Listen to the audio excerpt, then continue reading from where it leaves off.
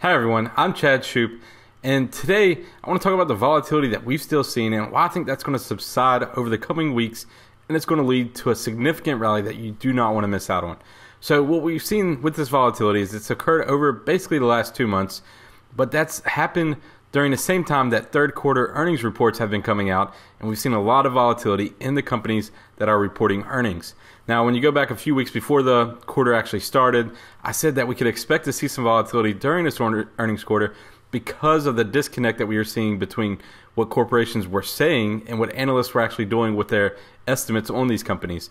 So basically, the corporations were downplaying their guidance, they were lowering guidance at a higher than average pace, but the analysts that were following these companies were lowering their estimates at a slower than average pace. So we have the companies, they were lowering guidance more often than analysts were adjusting their estimates. So in other words, analysts are hearing these companies lowering guidance and they're not taking any action on it. They're keeping their full year estimates and next year estimates at the exact same levels, even as these companies are telling them that they're not going to meet that previous level of guidance.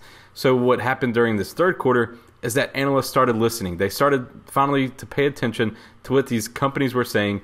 The companies themselves were still reporting fantastic results, so there's nothing wrong with earnings at this point, but the reaction to earnings was lower than expected, so we saw a weaker than expected price move on earnings that beat expectations, and that's because these companies are still lowering guidance. They're still adjusting their expectations for the analyst. And what we saw was analysts finally listening, and we saw all this volatility as analysts were trying to work out what that really means for these companies. But now, after the latest market correction, I think we're going to see a big buying opportunity. The fundamentals still look great, so analysts are going to come back. They're going to look at these companies on a broad market, and they're going to see the ones that have been beaten up too much and the buying opportunities that are there, because as we head into the fourth quarter earnings reports, now that these two corporations and analysts are on the same page, we're going to see stocks be able to really rally and take off, because when they're in a line, when the analysts are expecting what corporations are telling them, then corporations know what their targets are and what they have to hit or miss for the analysts to be excited or to be upset about. So from there, they can, now that they're back on the same page, I think we'll see great results here in the fourth quarter, but that's not when you want to play the earnings, and it's going to lead into January as we head into these earnings reports. I absolutely do not recommend betting on a company's earnings because you take on a lot of risk by jumping in just a few days before.